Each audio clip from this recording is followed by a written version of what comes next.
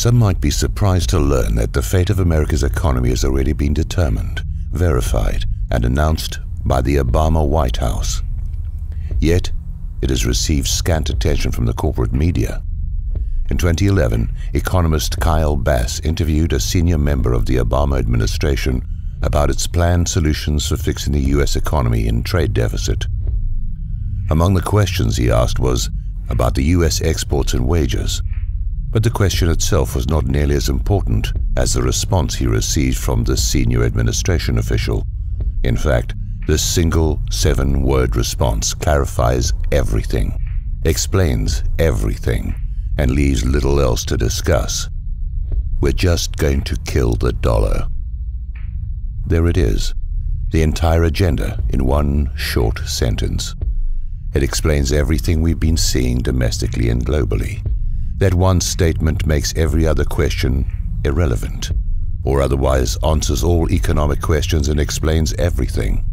Nothing else matters. I urge you to ponder that statement and all it implies. Doing so will provide you with the clarity to understand not only what is taking place today, but what is yet to come. It is important to note the specificity of the word kill.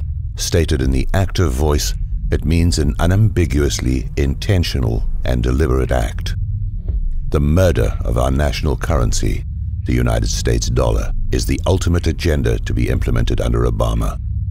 To kill our national currency will subvert the United States and destroy it from within. This begs a number of questions, including what type of Americans would actually have as their objective the destruction of our national currency. To whom do they hold their allegiance, if not to the American people, whose life's work as well as the toil of our ancestors is represented in the form of wealth held in US dollars? Does this make any sense to us as Americans? The answer is, of course, no. By its very definition, to kill our national currency is an act of high treason by those engaged in this activity. It undermines the very sovereignty and survival of our nation and will have a life-changing impact on every citizen in the US. It will also impact every nation and the people of every nation on the planet, as the US dollar is presently the world's reserve currency. It is an act that should result in the filing of criminal charges against the conspirators, a trial of their peers, and if convicted, a death sentence. It's that serious. According to my source, we are past the point of no return. We will not be able to stop what is coming, but must be wise enough to prepare and get out of the way. The murder plot involving the death of the dollar did not begin with Obama, but he and other conspirators have accelerated the plans, plots, and schemes for its demise. The ultimate objective is to implement an international currency in tandem with a system of global governance. The problem is that most people are not thinking large enough, nor do they understand the magnitude of the lie. They are not seeing the larger picture as their focus is diverted elsewhere. For example, they focus on various tentacles of the octopus, such as the gun confiscation initiative, the DHS armament acquisitions, and economic woes as independent and unrelated events. They are not. Meanwhile, others continue to adhere to or even perpetuate the dual-party meme of governance, holding dearly to the notion that there is a practical difference between the Republican and Democratic parties. Have we not seen sufficient evidence that they are now of one party acting in concert with each other?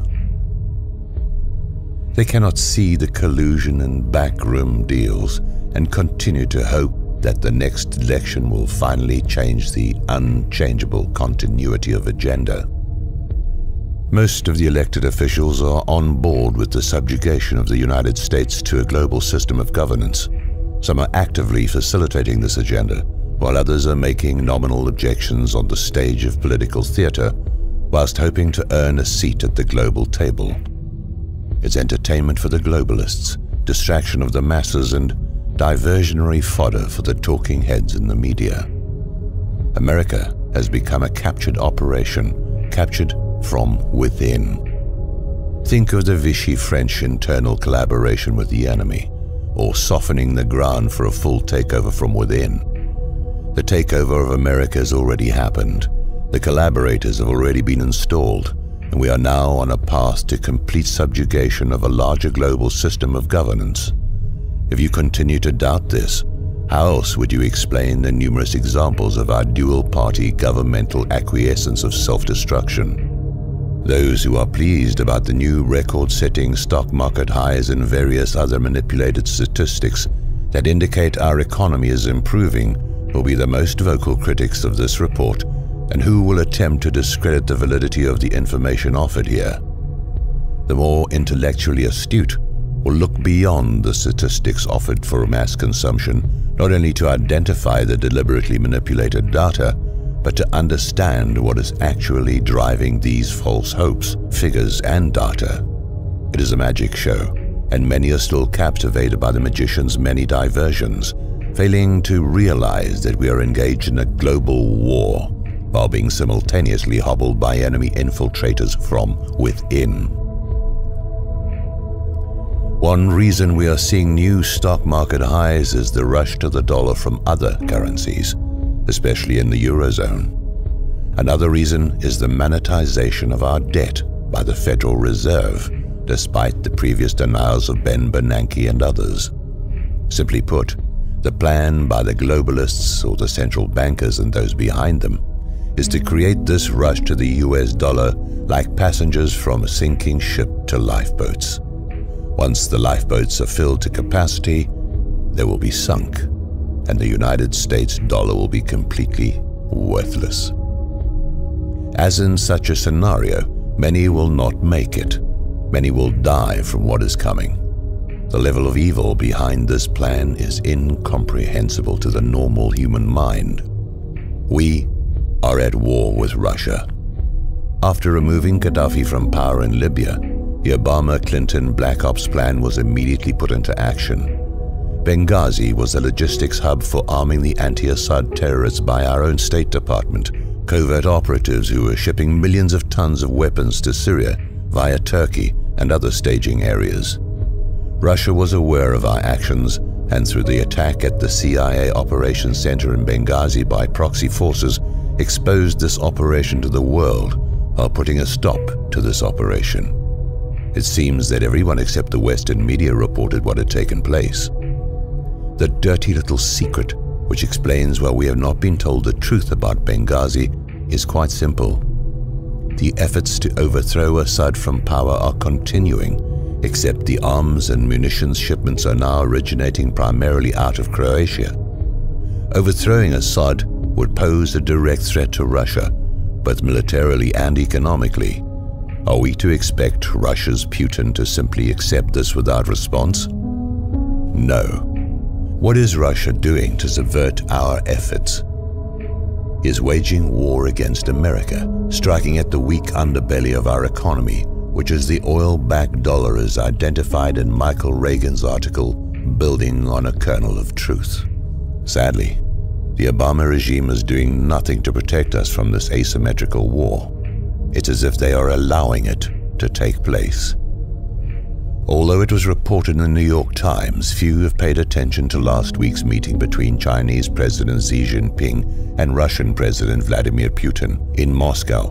But it was an extremely important event in terms of the planned murder of the US dollar. An alliance is being forged between Russia and China to replace the US dollar as the reserve currency, already severely weakened by the policies of those in power, with a gold-backed currency. While reports do exist that cite the hoarding of gold by China and Russia, they are purposely underreporting their collective reserves. Meanwhile, Americans can't even get honest answers to the amounts of our own gold reserves held in Fort Knox or the Federal Reserve. Don't people find this reluctance for audit and inspection a bit curious, if not outright suspicious? The battle is being waged not only by military might, but by a currency war. We are being played through our military involvement in the Middle East, including our covert operations against Syria at the behest of Saudi Arabia.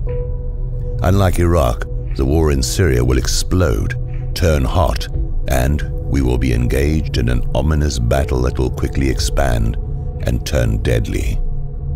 Weakened militarily through the policies of the Obama regime, coupled with an already weakened economy, the US will suffer consequences unlike anyone might imagine or is willing to address.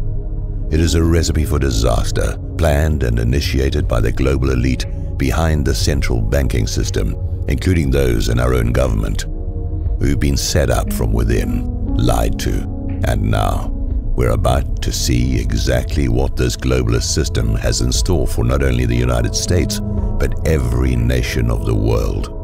It is critical to understand that the takedown of the US will be the result of an asymmetrical war that includes the weakening of our military, our economy, and a direct assault on our ability to keep the dollar as the world reserve currency and protect the free flow of oil and energy to the United States. Within the last week, China held a surprise naval exercise in the South China Sea. Meanwhile, Russia displayed their resurgent military might in the Black Sea. These exercises were conducted as US military forces are spread thinly across many areas of the world. Is anyone paying attention here?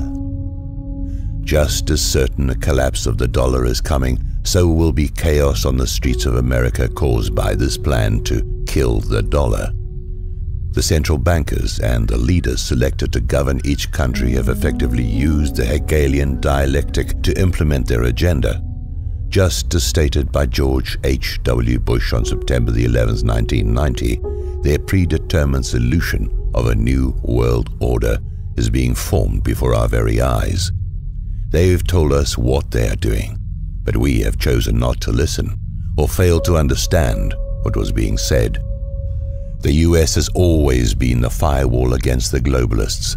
By their persistence, infiltration of global elitists into our government, and covert subversion from within, we are being led to slaughter. A view from space, looking at the larger picture of events for which many have questions, a clearer picture emerges.